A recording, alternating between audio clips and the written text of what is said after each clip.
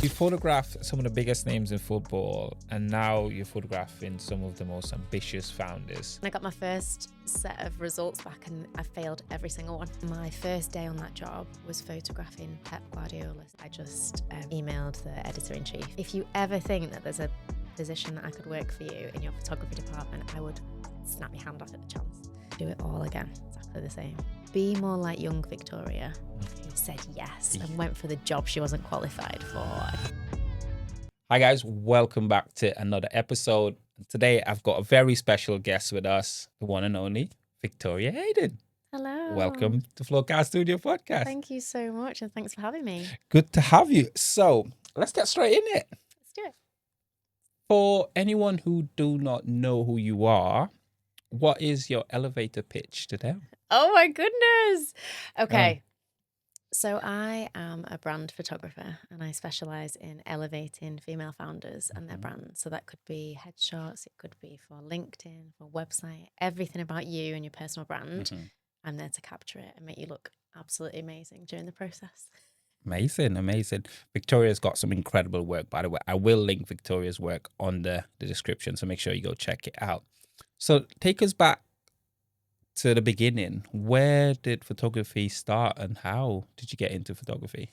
Yeah, so there's a big journey before where I am now. But it's been amazing and I've learned so much along the way. So I set out on my career path to be a vet. Oh. So I wanted to be with the animals and I wanted to kind of like be with the ponies and the cows and stuff. And I was like, do you know what? I can be a vet. I definitely can. So anyway, I took chemistry, biology, physics, A-level, and then you had to do maths as well to keep your kind of maths up to the level that physics needed. Yeah.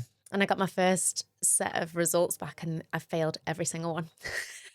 They were U's. Like there was unmarkable, ungradable, which was scary as well. I think as like a people pleaser and someone who always wants to do well, I really struggled with it. I thought, oh my goodness, right, okay, science obviously isn't for me. Yes. Although funnily enough, I loved biology. Later on in life, it was kind of discovered that I was dyslexic, and I think that was probably part of the problem doing the exams. Yes. But it never got picked up anyway. So I changed tact, and I thought, do you know what, I'm gonna do something that I love, and it was art and design. Yes. So I went to do a BTEC and I got a chance to do textiles, graphics, photography. So I kind of dabbled in a few different things. And I just fell in love with photography. Absolutely loved it. What was your first ever photography job, paid job? I believe it was for the Manchester Museum. And it's a really cool job, actually. That's a crazy great job to have as a first job. I was very lucky. I was shadowing another photographer at the time, Paul Cliff, who has been fundamental in just inspiring me all the way along. And he said, look, can you come and do this with me? So we did it together, actually.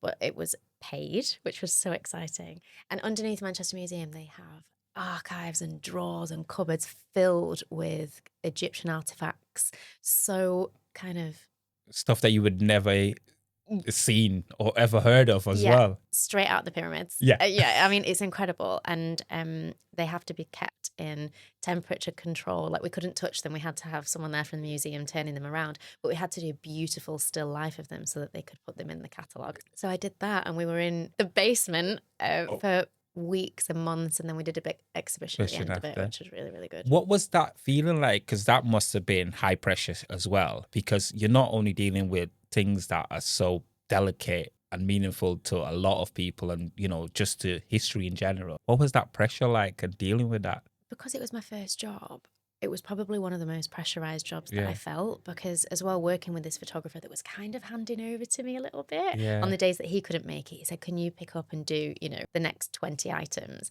And because there was so much beauty in the still life, and I think that's where I fell in love with it as well, because you can make a gold necklace, for example, and you can photograph it in 20 different ways, and it reflects the light in a different way, and the gold can look 20 different gold colors and all those things. And I think I took that into consideration. Obviously the pressure was just huge on me to deliver as someone that I was like, oh, this is a real job now. So I loved it. I absolutely loved it. So what was your first portrait job? Can you remember who was the first thing? Do you know what? This was actually later on in my journey. It was Micah Richards at Man City. That's And a I was so scared. big.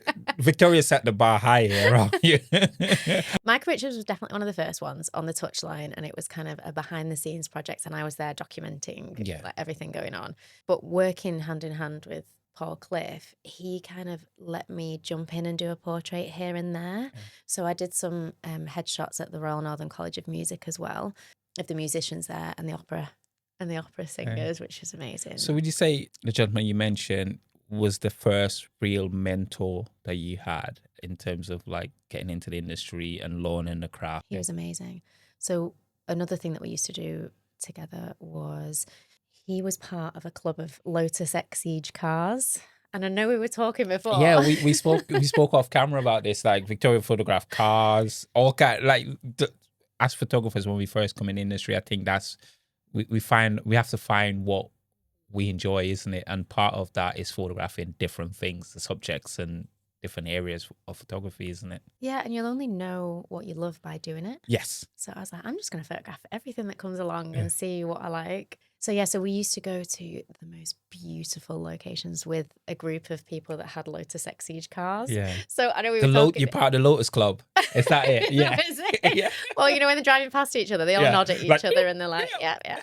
So yeah, so we used to go to the Lake District in the fog at kind of 5 a.m. in the morning and just photograph these beautiful vehicles with the backdrop of these gorgeous mountains and hills. And it was just amazing. And I think, again, you learn about the industry being on the job. Yes. So even from what to wear, I would always wear black. Yes. Because the reflections that you would be stood there taking the pictures would be in the car. They would be in the alloys of the car. They would be in the headlights, like all the reflections. And it was so important. But again, you don't learn those kind of tricks of the trade unless you go and do it. Yes. So, so I photographed so many different things. How did going from being a waitress to then becoming a photographer for Man City, how did that process happen? Take us back to that journey. Yeah, there was a few kind of sliding doors moments. Yeah. So when I went back to college, I thought, right, I'm definitely going to go down this photography route.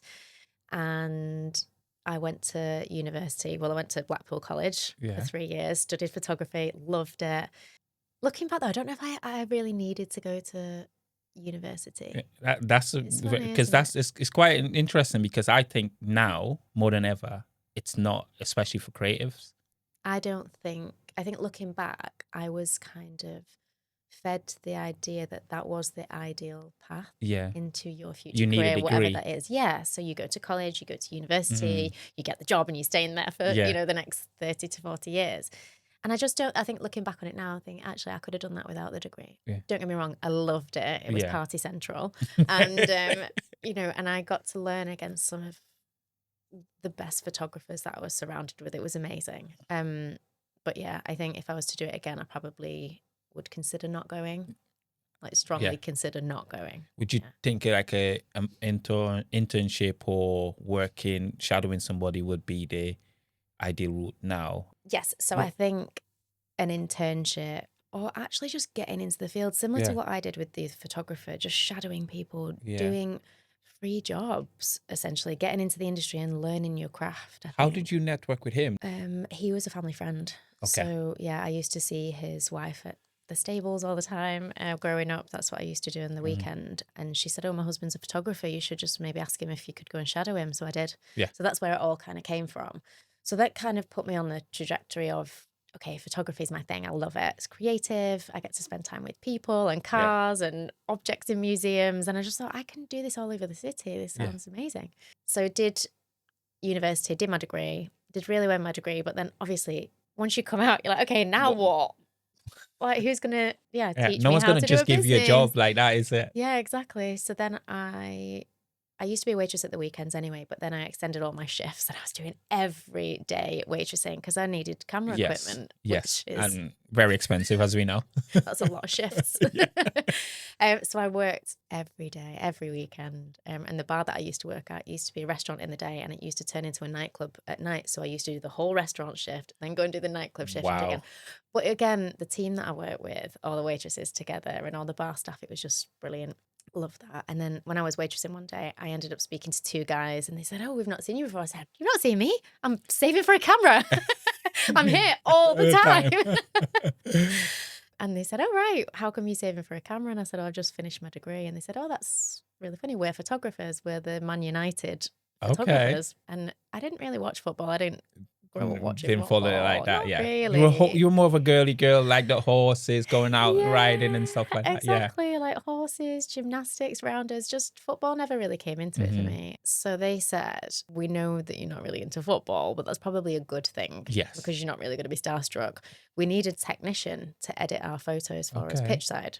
Would you give it a go? This was all in a 15-minute conversation. Wow. And obviously I said yes, because you do. Yeah. Why not? Naive, and someone's just offered you to work at Man United. Yeah. So I said yes, and then I went to every home and away game in the UK with them for 2 years. So it was just a freelance. I still carried on being a waitress. Simultaneously, I also qualified as a teacher, because it was a bit of a Victoria did oh, wow, you're multi-talented, to say the least, right? Why? Oh, crazy. There's not enough hours in the day, that's for sure. So did that. And then I think because I was learning again on the job, I didn't take any photos at Man United, but I edited every photo that they needed to go to the press, which meant that I learned that the Telegraph needed a different photo to the Guardian, and the Daily Mail needed a different photograph, because they all went for something slightly different. Yeah. And then I got into kind of storytelling and photography, and what's the story of the match? Like, who's the goal scorer? Has anyone been injured? Is there a new You manager? had to do write-ups as well, or no? We were lucky. We had an editor that also was in the office. So I would just crop the images, straighten them up, make sure the light was right, and send it as quick as I could, basically. Speed was of the essence. Yeah. And you're sat there, like, next to the photographers, and it's snowing, raining, and you're underneath a little kind of canopy with your laptop. Fingers are freezing. You're feeling like you're getting frostbite, trying to crop and send the photos, because it's a big pressured job. So how to explain the process of photographer takes a photo? Yeah. How does it then end up onto your laptop? What is that like? Because this is something that happens now, still happens now. So what is that process like? Because that's something I'm very intrigued by. Like, how can you get images out that quickly, like onto socials, onto websites? Yeah, so it's changed a lot in the time that I've been doing it. So that was probably like 15 to 20 years ago, and the old kind of old school way of doing it. Yeah, I would be next to the photographer. This was at Old Trafford, so I would be next to the photographer. A goal would go in. Rooney's just scored. They would literally click out the memory card, give it to me, but you couldn't.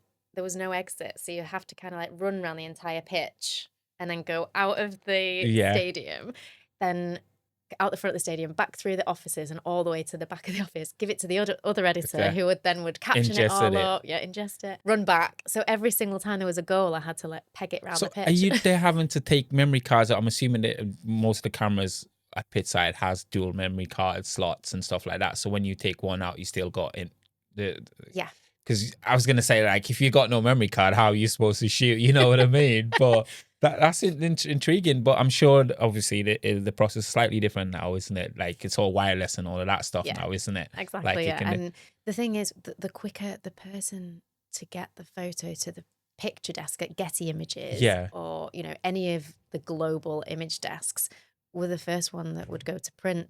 So the pressure is on for me to run around the pitch. There's high stakes. Yeah, massive. Because ultimately you want your photos on the front page of the newspaper or the back page of the newspaper. So, so it's changed now. So it kind of merged then into Ethernet cables. So all the cameras used to be wired with an Ethernet cable in. And you could drop it onto a Dropbox. And now it's all done wirelessly, which is just amazing. Yeah. It's just... So in terms of like being at United, when did the journey then took you across to the blue side? We're not going to talk too much about it because I am a red. I'm not going to say it out loud. What was that moment like, going from United to City? What was that transition like, and why? I'd been at United for 2 years, and I thought, this is great, and I get to edit other people's photos, but ultimately I want to take my own. You're creative at heart, aren't you? Yeah, I was like, I can do that. Like, I've trained for so long, and I know what the newspapers need, and I was like, okay, I want to move, but ultimately, where would be the best place for me to go to? Yeah. So the best place for me to move to was Man City, because I did think at the time I could have gone to Bury Football Club. I'm from North Manchester, so I thought I could have gone to Bury or Bolton Wanderers, but I thought, actually, do you know what? I'm in the Premier League now. Just go for it. Just stay in the Premier League. Let's do it. So a job came up at Man City for a multimedia executive, Okay. which was a job that I absolutely wasn't qualified I was going for. to say that didn't sound like a photographer kind of role, is it? Or even the editor. Yeah, but I was refreshing the Man City job pages, like the excuse me, they got a vacancies Side. page on the Yeah. website, yeah. And I would just keep refreshing it every day. And one came up for multimedia executive, and I thought, do you know what? I'm just going to go for it. Yeah. So I got there in the room, and at the time, this club was a lot smaller at that Yeah, point. yeah. So in the interview was the editor in chief, the head of comms, the marketing director, all these really high profile people. Big names, yeah. Transpires that this job was more of a journalist job, like and I cannot write to save my life. So it didn't just involve taking photos or even doing anything with photos. It's just being able to tell stories. But you already did some of that from... Yeah, a little bit. Well, I didn't get the job at this interview, but they did say so that you had to do this presentation and show off your writing skills, and I just had none of them, which was quite funny because they actually said to me there and then, they said, we have no idea how you've got into this interview, but we'll let you do the interview anyway because you're clearly not qualified or experienced. So then I didn't get the job. And then 2 weeks later, I just emailed the editor-in-chief, Chris Bailey, and said, look, I know I didn't get the job. I hope someone fabulous did get it. Yeah. However, if you ever think that there's a position that I could work for you in your photography department, I would snap your hand off at the chance. And then another 2 weeks later, he said, look, if we made an internship for you, or if we made an internship in the photography department, would you apply for it? Jack Rodwell is signing tomorrow. Can you come in and photograph Jack Rodwell? Straight in the deep end. And I'd never really, I'd only ever really done the matches, so I didn't really know what a signing looked like. What do we do? I kind of knew that you held a shirt up. Yeah. But we needed to tell the story. Yeah. And Jack Rodwell was just so lovely, and it was just like the best way for me to kind of learn. And we just did it in our offices.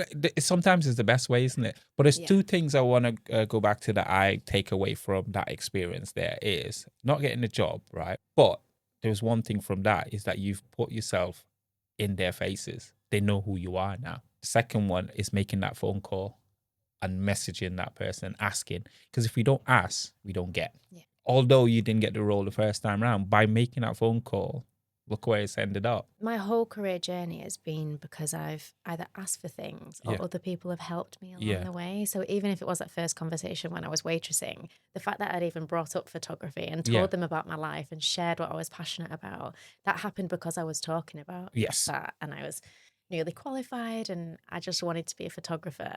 I think you're right. I think asking for things is so important. Absolutely. Massively. And I think it's what we were talking about when it's kind of give it a go, figure it out. You'll figure it out. Yeah, you're learning, and obviously learning on the job, like you're constantly being put in the deep end with, with these opportunities, but that makes you much better and more resilient to any situation they throw at you. Although it's probably nerve-wracking at the time, right? Yeah. I bet it was. Even now, sometimes I get some challenges and I think, oh, okay, think about this. How are we gonna get this lighting right? Or how are we gonna calm this person down? Or how are we gonna relax them a little bit? And all those things, again, you figure it out, but they are just kind of things where you think, okay, need to figure this out. Yeah, obviously you've worked with arguably one of the best managers ever and one of the best teams ever to grace the Premier League. And dealing with that level of personalities must come with its challenges. But now you're having to deal with a slightly different type of personality, but I'm assuming you take some stuff that you learned from working with those guys to now into what you're doing with the female founders. Yeah, there's definitely a different approach that I've used under both kind of different hats. I think when I was photographer at Man City, you have these incredible superstars. Yeah. They are athletes. They work unbelievably hard, 365 days, and they move countries frequently. Like, they are non-stop. Mm-hmm. And I have so much respect for them. Yeah. But with that, they are these superstars and they are these characters and personalities. And I think my aim was always to bring the fans closer to them and kind of normalize them into normal people. They are still normal people. Yes, they go home to their families. Yeah. They still have emotions. they do work really, really hard every day. So my aim was always to show them laughing, to show them kind of being normal people on enjoying their day. Yeah. And enjoying what they do, actually, isn't it? Exactly. Yeah. In the training ground, in the, if we got access to kind of like the swimming pool, like all the, especially when players would be injured and they would go through this whole recuperation process, like capturing that and showing the kind of strength and resilience that takes to be away from the team for such a long time. Like showing that again, it's showing that normality and that kind of authenticity that these are normal human beings, and it brings the fans closer, and that's what we always wanted. And I think on the flip side, I have these incredible business owners and female founders that are kind of, you would say, like everyday people, but I want to make them into these superstars and like say, right, okay, I'm going to put you on this pedestal, which you absolutely have got every right to be there. on. And like own your visibility and show up, and I'm going to make you look the best version of you. So it's kind of the definitely polar ways of doing it. But I think you will have experienced this as well. I think being a people person is so important in what we do. You got to be able to hold a conversation with someone, and the more you can hold that conversation, the more relaxed that person probably will be, and the more forthcoming they'll be with understanding what you're trying to get from them. Even though, like you said, they're great at what they do, you just need them to showcase that, right? Yeah, totally. And why is it so difficult for some people, do you think? There's so many things. I think I hear a lot of people say it's imposter syndrome. I'm a bit nervous. I don't know what Kelly's going to think from school, on Facebook, and all these things. And I think ultimately it's about being judged or being unsure of what is this the right thing to do? But I think once you have a bit of a plan together, or not just a bit of a plan, once you've got a plan and a strategy of how you can show up online confidently, it makes it easier to digest. And ultimately, you have a service that other people are going to benefit from, and you can help them. Like you as a photographer, you can capture amazing events and portraits and headshots. That's helping somebody. So I think it's important to be visible so that you can help people. That's how I always look at it. I just want to take just one quick deep dive back into like the career part at City. So going from having that first job to then becoming lead photographer, how long was that journey and what was that like? And I'm assuming the pressure then goes from, it was already at like 99, it then goes to like 200 at that point, isn't it? Because now you were I'm assuming, responsible for others as well, not just yourself. Yeah, I was at Man City for 10 years. And over that time, I was an intern for the original 6 months, is what they said. And then they extended it. And it just kept on extending. Yeah, extending it. And then they changed the job title, which is good, because I asked for that as well. I said, can I become assistant photographer? And then I said, because I was assisting another photographer at the time, Sharon Latham. She's also an amazing photographer. She's larger than life. She's brilliant. So then I was assistant photographer, and then I asked, could I change my name to club photographer? And then the head photographer at the time decided to move on. And then I was head photographer. So so it was over a period of kind of 6 years, 5 years, 6 years. And then the last kind of 3 or 4 years, I was, head photographer. So I think the whole journey was amazing. And I kept learning, like you said, when you're an intern, although I feel like the pressure's been the same all the way through. Going back to that pressure, being a female photographer in that kind of realm, working with the men's team, and was there, apart from the name you mentioned before, Charlotte, was there anyone else that you saw that you can gain some kind of inspiration and knowledge from that is working in that field apart from her? Or was she a big help in terms of navigating that side of things? Yeah, she was a big help. And I think Man City have always been very kind of proactive on having diversity and having a mix of staff. And I just think it's amazing that they've done that because, they had Sharon Latham, who was the main club photographer. And then they asked for me to be the intern, which was really good and actually unheard of. So Sharon was the only female club photographer in the country and one of a few freelancers anyway. There wasn't that many women working in sport. So I think to navigate it, if I'm completely honest, again, I was probably just a bit naive and I never saw it as a barrier when I first got into it. No, I'm good at this. Is that it? Is that mindset that you had? I can do this. I'm not looking at it, I'm a female. Give me the opportunity and I'll show you. Yeah. And that's kind of what it was. And it's also like, I have no other option. I cannot fail. Because I'm a people pleaser. And do you feel that mindset set you up for the success that you had? I think so, yeah. Because even when you get challenged with doing a team photo, for for example, and the team photo, yes, there's kind of 25 players on the team, but then you have all the extras, and then you've probably got 75 people to arrange. And even that, there's the little voice that's saying, you cannot fail at this, because this is really important. So I think you just figure it out. Yeah, you just lock in and just... We also, for the team photos, we used to message the club doctor and get the heights of every single player. Okay, so then I could work out kind of this beautiful pyramid of gorgeous, like, aesthetically pleasing, a football shot. I'm like, this is going to look the best, year on year. You go here, you go here. And that's that little organization that comes in and planning, which is key to what you do now.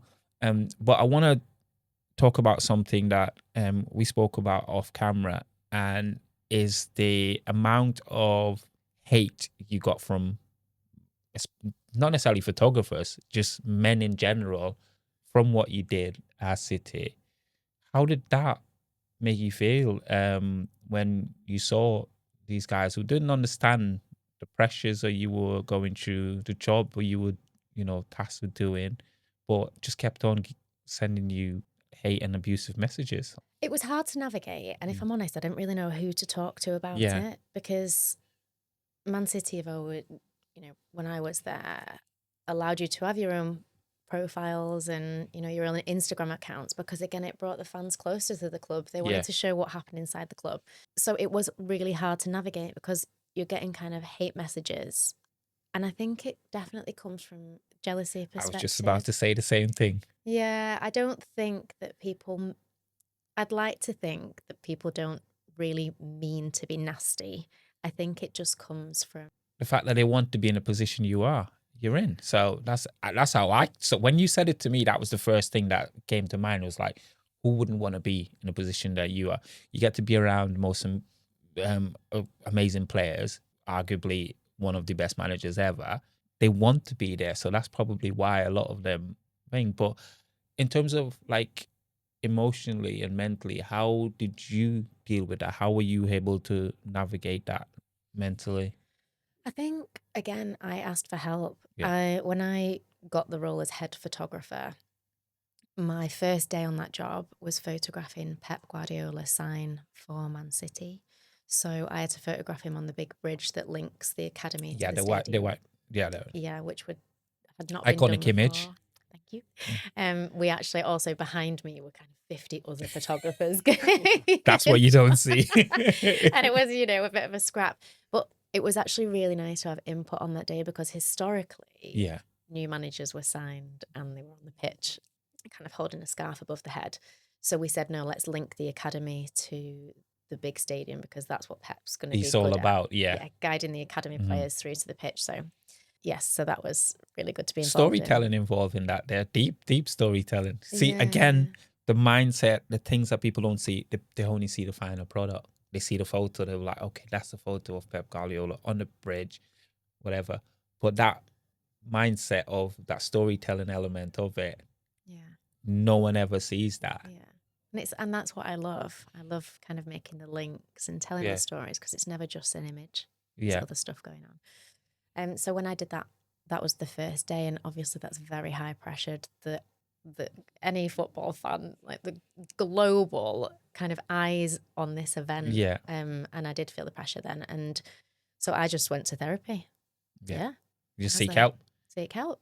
I'm like, I'm not dealing with this very well. It's giving me a lot of anxiety, and it's kind of holding me back, because I'm so nervous all the time. Because also, I think when you work in such a big global football club, there are things that go on during training, or if there's any injuries, you could potentially be in a position to release an image that could give the opposition a bit of a lead on the game coming up, for example. So it was really important that we would be so aware of like the comms aspect. Like self-awareness was important. Self-awareness. Every headline, if someone's injured, it's kind of, you have to monitor that with the team and the football. And a lot of communication within the organization to actually manage everything that go out. Because obviously everything that goes out, I'm assuming, would then have to be signed off by somebody at the top. And And that's part of it. And sometimes that would, not in a bad way because they're very, very busy, but that could potentially slow us down and miss print deadlines. So there was all those things. And I think everything was a bit of a, a bit of a panicky instance. And I thought, okay, I just need to manage this. So then I started therapy, and I think it was just really good for me. What was that like? What was getting therapy? Because I got therapy myself. So from my experience, it was, it was important. For me, it was more about someone listening to what I was going through, how I was feeling, without being judgmental. Yeah. That was the important thing for me. Yeah. What was that like for yourself? It was the same for me. I felt in a safe space where I could say, oh my goodness, I've just been given the best job in the world and I should be so happy and buzzy, and all I'm doing is panicking not to make a mistake. Yeah. So for someone else to just break it down and talk about the thought processes and the patterns and essentially like survival instincts that we've kind of come up with over these years. And I just found it, I don't know how you found it. Were you similar? Yeah, like I was actually, mine was during COVID. So again, there was a lot of uncertainty in terms of what to come next. So that was thing, but it was like my first attempt at going full time, because I used to work a side job. And because of that, there was a lot at risk, because by this time I had my little boy, so he would have been 4. So I'm not just responsible for myself. I have another human, that's potentially, looking up to me and stuff. So there was all of that side of things that people didn't see, and I didn't speak about it. So I'm intrigued to know yourself. Have you, outside of like the club and the therapist himself, was there anyone else that you seek refuge to or spoke to about it? Yeah, I have a hypnotherapist now, Amy. She's amazing. I see her every week. And she's done me an audio that I listen to when I fall asleep. And it's so nice. And she's got the most gorgeous accent. But more than that, it just allows you to kind of take stock and think about all the really, obviously she gives me loads of tips, but if you can ground yourself in all the really amazing things that happen every day, from the smallest things, of being grateful, when you're in that really gorgeous mindset of being grateful, you can then process things without anxiety. Yeah. It calms it down so much. So even from the point of, I had the hottest cup of tea today and it was so delicious. And like, I got a hot cup of tea because I've got a little You get one excited as well. over the tiny little things. Yeah. And then you realize once you list it down, there are so many things to be grateful from. Even that the sun was shining today. You woke up this morning. I always say that. I don't know why I say that. I was like, I woke up this morning, so I'm good. Yeah. There's that element of surrounding yourself with people who truly understands who you are, and see the light in you rather than try to dim your light all the time, because negative people will always bring negative energy, and it's hard to wean that out, because you're going to have a few people around you who are like that, and you almost have to train yourself not to be influenced by their negativity, isn't it? Yeah, you're right. And I think surrounding yourself with people that fill your cup and like power up your battery essentially is so important. This episode is sponsored by No Show. Whether you're a tattoo artist, barber, beauty pro, or a creative just like me, then No Show gives you one shareable link to post availability, take secure deposit, and build a waitlist that fills up last minute slot and cuts the no-shows. A cancellation. A gap in your day. So you post on social. No link, just DM to book. Messages pile up, real bookings get lost, and the slot's gone before you can fill it.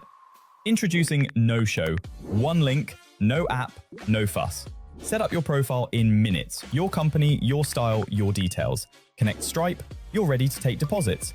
Add the slots you want, booked fast. Set your deposit, done. Now you've got one link, share it everywhere your customers already are. Customers tap, pay their deposit, get locked in. While you work, bookings come in. Deposit secured, the waitlist grows. Less DMs, fewer no-shows, just bookings. So use the link below and get 1 month free and start filling your availability right now. Back to the episode.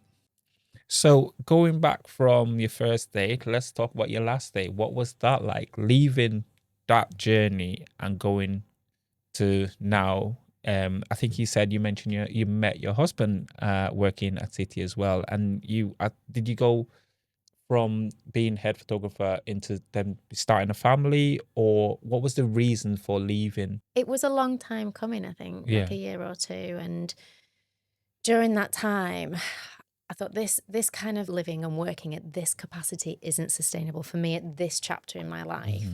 I am starting a family. I went to the Champions League final. I was 6 or 7 months pregnant. Wow, and still working. Yeah, and I was in so much pain. I'm not a good pregnant person. My back hurt. I couldn't breathe. And I remember thinking, if we win this Champions League, I have to be in this catfight of photographers with 50 photographers trying to get this shot of the Champions League trophy. And actually, I was so nervous. Yeah. I was like, I've got this little baby inside of me. And I thought, you know what? I think I need to just pivot. Yeah. I need to pivot for a while. So every lunch hour, because also working in that club, I was in a safe space. I had a salary. Yeah. Very fortunate to be Yeah. a photographer with a salary. Yeah. And I didn't know anything about business. How much do I charge? Because things had changed since I was doing freelance 10 years prior. So how much do I charge? What's my day rate? How do I, if I'm going to do prints, how much do I charge per print? Yeah. What site frames do I do? So I spent every lunch hour whilst I was at Man City, which was a bit naughty, down on the treadmill. But being on the treadmill meant that no one could see me watching YouTube tutorials. Okay. So I would just walk on the treadmill and learn about business. Oh. Obviously, I couldn't do it at my desk Yes. because colleagues would you meant to. see. Yeah. I wouldn't want that conflict of interest. I was always allowed an hour lunchtime. That's fine anyway. Yeah. What you do in your spare time? Your spare time is entirely up to you, isn't it? Really? Yeah. So it meant that I could stay on site and learn about pricing, upselling, structure, what I wanted to photograph. So I decided that my business would be maternity photography. So it would be essentially photographing goddesses. And I was pregnant at the time. So I'm like, look, I'm going to photograph you pregnant, going through motherhood photography with all these silks and kind of wet material draped over. And it was absolutely gorgeous. I loved it. I loved it. And I met some incredible moms coming through the studio. It was fantastic. So I did that. But then what would happen was when I left kind of Man City and started that full time as a business, what would happen is mums are incredible and they work so late into their pregnancies now and, you know, whatever suits them. But what happened was I was working every weekend again. Yeah. And every evening, because that's when pregnant mums are available. Photograph. Yeah, exactly. So then after kind of a year of doing that, nearly a year, I thought, I love working with these women, but this weekend working just isn't working. And also the post-production of it was insane. Yeah. You know, I want these huge canvases with 10 bits of fabric flowing through the air. Yeah. And, you know, in Photoshop, as you know, it can take hours. Yeah. I mean, weeks. Hours, yeah. I was like, this isn't a sustainable business model. So I thought, I'm just going to pivot a little bit and tweak it a little bit and go into brand photography because I still get to work with my female founders or you know, just business owners, but through the week, and I can tell stories of their business for their visibility and online and help them that way. So so that's how I ended up in brand photography. Did you had a studio at once, right? If I remember correctly, you used to use a studio. So I hire places. Yes. So I hired a local studio when I was doing my maternity photography, and then I still hire locations now. So whether that's a home studio. Do you find that easier than actually owning a physical studio space? Yeah, I personally do. I think when you have that physical studio space, because I have looked at it at different periods. It's a lot of responsibility. It's a lot of responsibility. Yeah. And photographer kind of workflow differs throughout the year. Yes. So if you get no bookings in July because everyone's on holiday, you've still got a studio to pay for. Yes. Same as Christmas. Everyone wants to be at home with their families. Nobody wants a photo shoot during Christmas and New Year, but you've still got a studio to pay for. Yeah. So for me, it works better to hire the studio by the day or by the half day. I also think I have so many different brands and businesses come through the door. They all want a bit of a different look. Yeah. And I think that's good. So you tailor everything based off of what they need, really. Yeah, exactly. What has become more important to you the more you journey into this side of your career? I think It's the power Yeah. of other people. And what I mean by that is it is a bit to do with the village that you can create for yourself. Growing up, I didn't really have that village of other creatives or business women or business owners or things like that. Whereas now I feel like I've found my people and they do exist. When I was in the corporate world, I had no idea that all these jobs existed, from travel agents to yoga teachers to dog walking franchises. I honestly believe that there are so many incredible people in our communities that we don't always tap into. And I have the opportunity to support them and they can support me. So I think that that's what I value now more than ever, is that sense of community. I love it. Yeah. How are you navigating being a mother, a wife, and an I keep getting this word wrong. Entrepreneur. I can never say that word right. How are you navigating those three aspects of your life? Do you know how you talked before about like how everything's got a bit of an ebb and a flow? Yeah. So I just introduced a brand new package, which sits perfectly in the middle of the day from Monday to Friday. Yeah. I'm actually in love with the package. But from a business perspective, it allows me to do drop off and pick up every single day. Yeah. And that is what brings me joy. And that's what I want to do. That's a big priority for me. And it also means that I don't need to work on the weekends. So for this chapter in my business, there is a new package that is here ready for when my little boy starts school in September. And I think it is just about adapting to, well, first you've got to know your own priorities. Yeah. What do you care about? And then you hopefully can make the business work for you as well. Yeah.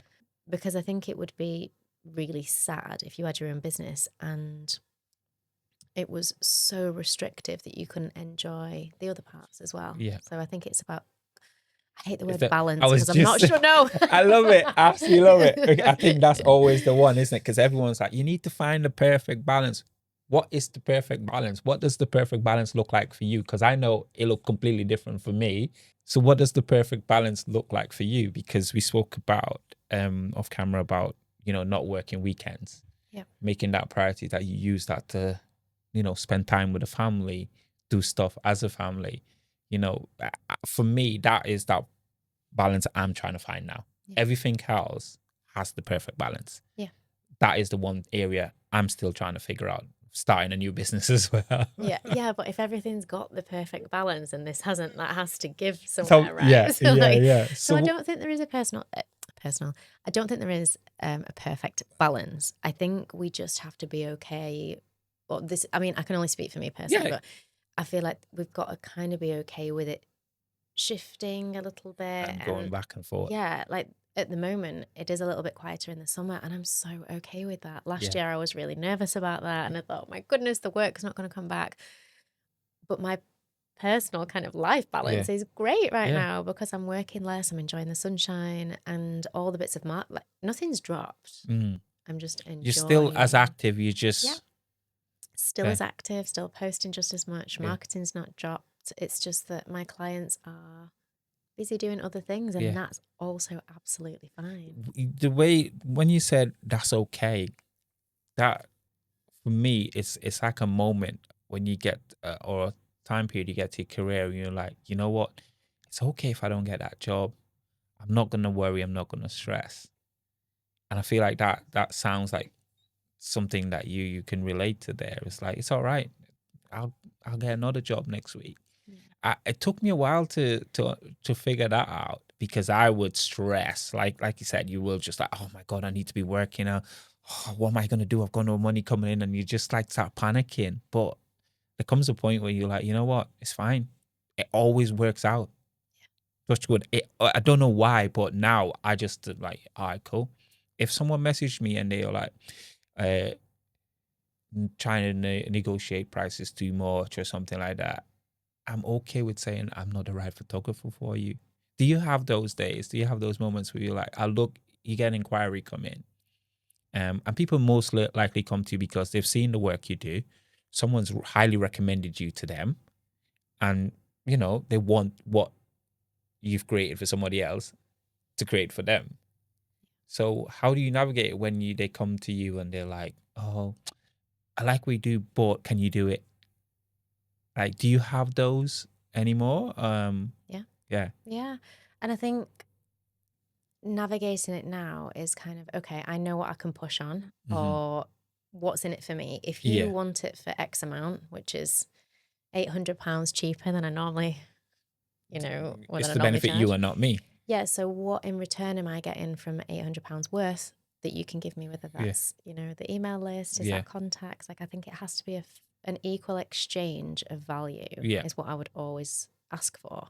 So if they only want to pay, a fraction of the cost, then they get a fraction of the images. Yeah. Like, and that's okay. You tailor the package based off of what they want, their budget is that?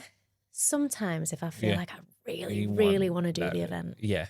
But I also think I have a minimum that you set what boundaries. My job is. Yeah, I do set boundaries, because I think you will end up, what happens is you're going through a bit of a quiet period, and then you say yes to everything, and then you are absolutely rammed doing jobs for free and for pennies, and it just doesn't work, and it's not good for you. However, if you'd have said no to all of them, you could have spent a week doing your website, sorting everything out so that the right clients would come to you. Yes. So I think it's really important to not burn yourself out. This is coming from like an overworker. Yeah. I mean, even like 2 years ago when I was kind of fresh into the business, I would work the entire day, shoot, edit, and then I would be working till 4 a.m. 4 a.m. is too late. I would probably work till 1 a.m. And then I would want to get up at 5 a.m. again to try and do it all again. And then you can do that for a short amount of time, but then you do get burnout. Yeah. And your body just say, stop it. Like, just calm the heck down. You need to chill. Yeah. And then you're not like, I'm not a fun wife. Yeah. I'm not a fun mum. Yeah. I'm tired. I'm not a fun sister. All those things. And I think actually you have to have those boundaries in place about what your minimum is to go out and do it. But it takes going through that phase in order to get to that point, right? Yeah. You got to go through those hard days where you're slogging away and you're like, this is not, you've got to recognize that this is not for you, but it takes going through it. You got to learn from doing. And I think it would be nice if you could get there quicker. What I would also say is that along the way, I've invested in coaches to give me guidance, even people that I'll see kind of once a year that will help me get a strategy together about, okay, where are we taking the business? Because I think as a solo business owner, you don't have those big teams that I had in the football world. I would have someone from, I think there was 26 people on the media team. Yeah. Yeah, you're kind of part of this bigger cog, whereas now you're the only cog. Yeah. And everything else in between. Yeah, like learning about finance and, I have an accountant and like all these things that you learn about. But I think you can lean on people. And if you are a little bit stuck at guessing like which way do I take my business or what would be the next step, I think you can ask around and do the research. But work with someone. I think that's also, I don't think people speak about that enough. No. It's okay to get a coach. Yeah. Yeah, definitely. It's good to get help. Yeah. If you can. Tell us more about the female founder thing. You're is it part of a collective of? Yeah, so I launched last October the House of Founders, which is female founder networking. I love it. Again, I think I just have this passion for just being around awesome, amazing people. Yeah. So I launched House of Founders and we host currently at one venue.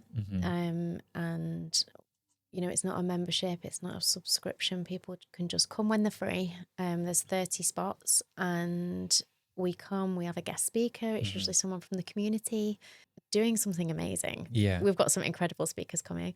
But also what House of Founders does, the last little half an hour, it's only 2 hours every month, but the last little half an hour, we spend taking content of each other. Yeah. So that when we leave on that day, we can post something about our business, whether that's been, we've been to a networking today and this is who I chatted to. Yeah. Or, if you're a stylist, you're like, this is what I wore today or whatever that is.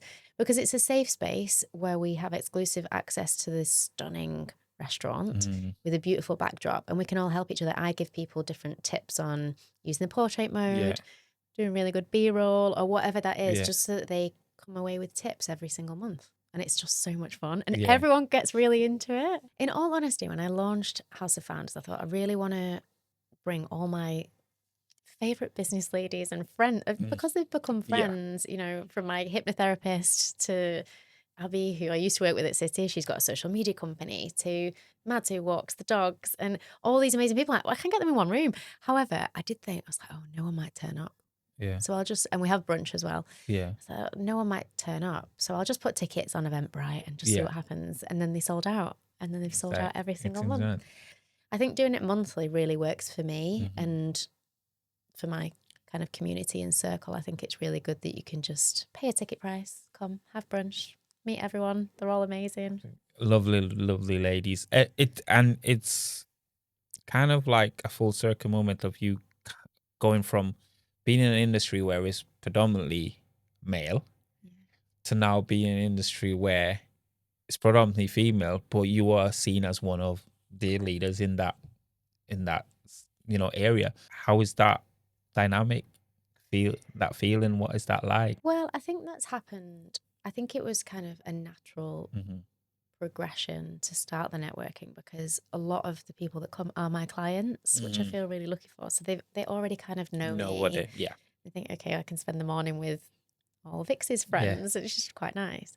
But I think the different, I mean, there have been so many differences throughout, even from, I mean, as you'll know, photography wise, like posing the male footballers to kind of take up space and feel bigger, and put them on this superstar pedestal, and then also trying to help female founders and put them in the most elegant poses of themselves, if that's the way that they want to look. There are so many differences, and I think I've enjoyed navigating that, because even when I was at Man City, I was predominantly with the men's team, and it was hard. We used to go on every single flight and every single match. I didn't miss a game in 4 years. I was going to say that's the other thing. We didn't really dig deep into that. Like, there's a lot of early mornings, a lot of traveling, a lot of back and forth. Obviously, talking about making sure that your kits arrive and everything's protected and you have everything. All of that side of things is, I bet that was. Yeah, and I'd never, like, when I got the job at Man City, I'd only been on one trip abroad before then, and I was about 20. And it changed my world. I come from very kind of humble beginnings. Yeah. And our holidays used to be in Wales. And that was great for us. We didn't know anything different. Holidays weren't big on our list. We just didn't do them. So when I joined Man City, then obviously, when you're in all competitions, that's FA Cup, Premier League, Carabao Cup, everywhere. Champions League, you are non-stop. So, and then on top of that, Man City relaunched the women's team, which was amazing. Like and I stayed with them as kind of in the middle of my career at Man City. I was their main photographer. So I got to travel with them. I watched them train every single day on the build up to the Continental Cup. Yeah. And when they won it, I nearly couldn't take the photographs because my eyes were just, I was just about emotional. So emotional and like happy tears. And I think when you see it, how hard they work. And also at that time, some of the women's team were being solicitors in the day and then coming to training afterwards. So they all had side hustle, as to say. They all, well, I think the football was the side hustle. It was just amazing. And again, telling those stories, we had one of the players who would come on her skateboard to Man City. Dope. And like, it's just like so cool. I love that. So Bailey, and I thought, oh my goodness, pull yourself together. Like just before the tears drop down, because you're so proud and you're so in there. So I think, again, just telling stories for me has just linked all the way through my journey and my career. Imagine you've just walked into the restaurant that young Victoria's working at. What would you say to her all these years now that you know what you know? What would you say to her if you were? I would say, do it all again. Exactly the same. I wouldn't have changed a thing. I think one thing that I say to myself now on reflection is be more like young Victoria, who said yes and went for the job she wasn't qualified for and just said yes to something that she'd never done. I think now I kind of tell myself, be more like young Victoria. What would be your advice to young girls who are looking to come into the creative industry and how to navigate the world of social media? You whispered that. Yeah, social media. Well, firstly, I would just like to say that the female photographers that are coming through now are incredible. I could list off now. I feel so lucky that I can list off so many. When I first started, there didn't seem to be that many girls that I was aware of that were doing it. It's accessible. Yeah. And I think, what they're doing now is amazing. And actually they're paving a way for future girls, which just makes me so proud. One thing I would say is keep your eyes on the prize. Yeah. Like where do you want to go? Try lots of different things, but any kind of negativity, any feedback, any comments that are not going to impact you positively, just have your blinkers on. Just keep going. It's what I had to do with all the messages that used to come through on, when I was at Man City and all the negative keyboard warriors and things. And you've just got to keep going for you. What do you want? Because I think, especially with social media, everyone's just sat behind a screen, these faceless profiles. And I think there's so much that the world can offer. Yeah. You just don't want to be put down by that one bad comment or let it stop you in your tracks. So I think, keep going. Yeah. Like, do you have like a limit in terms of what you expose yourself to socially now that you've obviously dealt with a few negative things? Like, are you setting time limits on, I'm only going to be online between this time and this time. I'm going to get off my phone and I'm going to be present. Yeah, that's really interesting you've asked that, because maybe 4 months ago, I got myself this really pretty little box that I put next to my front door. And as soon as I walk in, my phone goes in it. Oh. Do you know, like an old house phone? Yeah. Because there is this need, again, I know it's for dopamine, but to check. And every 5 minutes. Yeah. The inquiry will still be there in 3 hours. You're okay. And I think that getting your mind out of that kind of habit, the only way that I could stop that was put the phone away. Like, so physically physically put it out the way so that I don't see a flash that comes up. Yeah. And it's someone from Vintage that's put a t-shirt on. Or do you know? But then that one Vintage thing leads to you opening something else and... Yeah. And then you go Instagram, oh, nothing. LinkedIn, oh, nothing. Email, oh, nothing. And then it's this thing. And I'm like, oh, I've been here another 45 minutes. So I use it as a bit of I mean, it's a very strong boundary, but I actually really enjoy it. Yeah. Obviously, if I put it on like do not disturb. Yeah. And what you can do is you can set it so that certain phone numbers can still ring through. So if my husband or nursery. In case of any emergencies, you can still.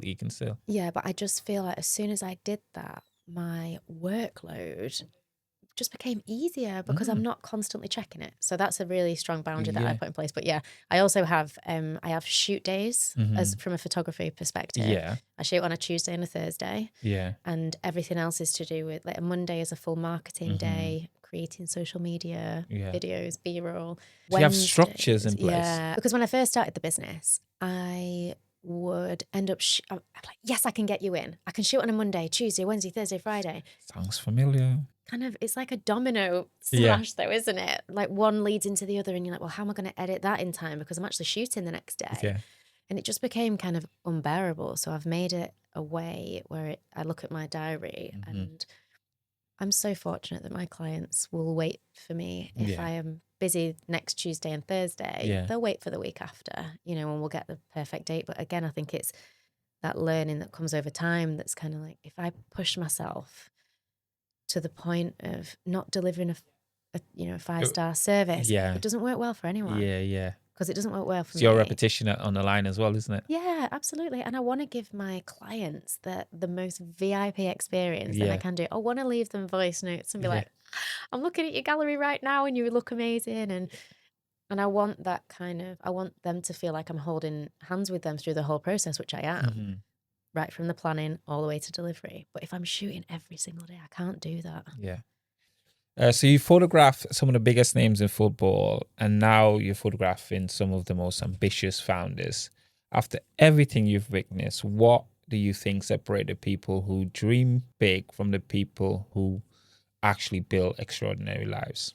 I think the difference would be just doing it.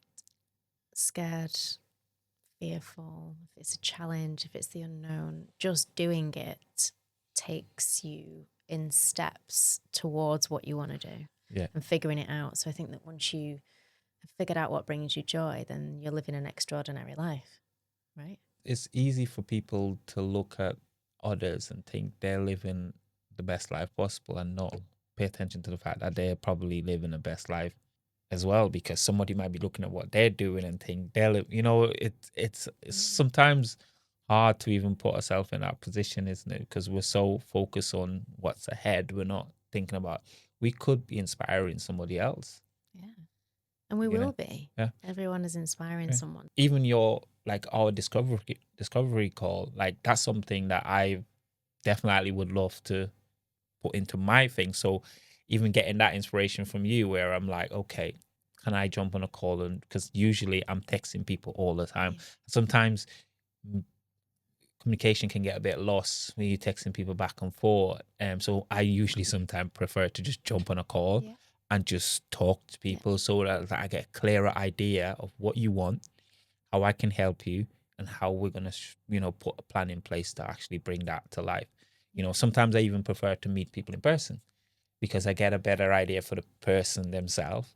Because if I get a good vibe and good energy from you, the job's easy. Yeah. The job's easy. If I can feel like you're going to be a difficult client to work with, I'll know that within the first 30, 40 seconds. Yeah. You can tell when people are going to be like hard work. Yeah. I also think as well, when you meet someone either face to face, over Zoom, on a phone, like an old school phone call, I think they can even drop in small kind of nuggets about their life, about their personality. That you can use. Yeah. If they've had a shoot before and hated it or whatever that is, it becomes way more easier to kind of extract all those little things than on a text message that they probably wouldn't write that. Yeah. So I just think you end up in a better partnership before the photo shoot. That's what I think. Yeah.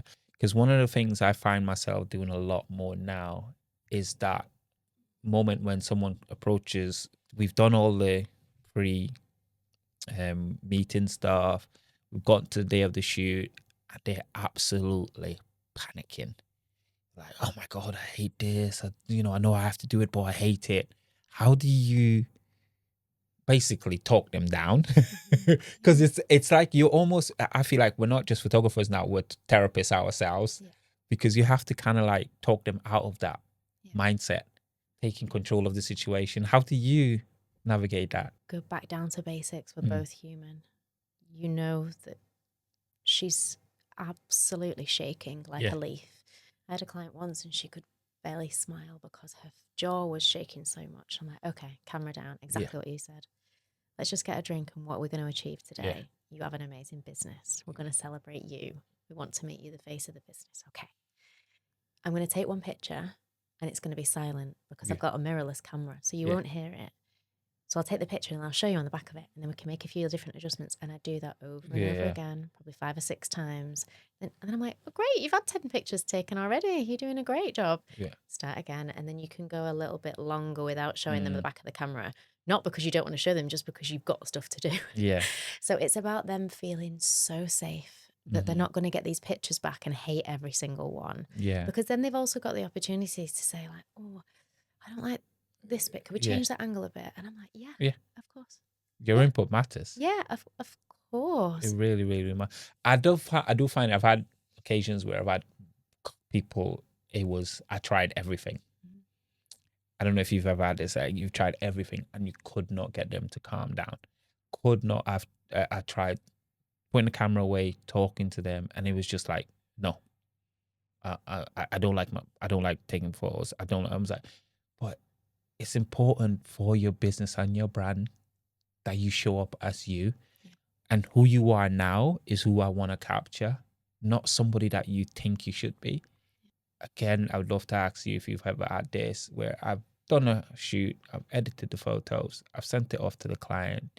Obviously, I have a certain style and a certain way of doing. Like when I see your work, I know it's you without even seeing the name, because there's a certain style and certain element to your work that says this is Victoria's work.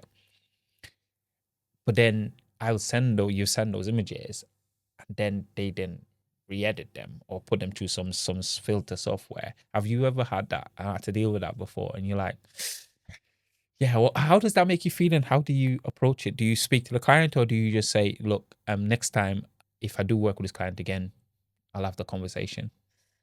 I think in business especially, this is my two different hats. This is my creative, very proud of being a creative and everything that I produce and make. And then also there's this angle of a business. Yeah. And sometimes you've got to let it go. Is my motto. And sometimes, yes, I've sent pictures to clients and they've, put a horrible filter on it. Yeah. But you know what? They showed up for their business with that filter on. That's the first step they needed to do. Yeah. So she's posted the picture and I'm proud of her. Yeah. It's not my style, but she came to me because I put her in the right pose. Yeah, yeah. She felt relaxed enough. And all she did was put a filter on. Yeah. I think there are sometimes bigger fish to fry and you kind of move on. If the client comes back, then she still really liked the pictures. And you can say, like, if you want a different tone, I can help you with that. Yeah, without saying that. But I want to say thank you. I've had you now for an hour and 40 minutes, Victoria. I am so grateful and so blessed that we had this opportunity to chat and conversate. I'm hoping this is not the final time we have this conversation or have a conversation. Would love to help in any way possible with anything that you're doing, and look forward to sharing this conversation with everybody. So thank you for coming through. Thank you so much for having me. I feel like we could talk for hours. We did say this when we had the thingy call. But yeah, thank you guys for watching. I will make sure to put Victoria links in the description. Make sure you check her out and tell her I sent you. I'm joking. But yeah, pleasure. Thank you. Right. Thank you so much.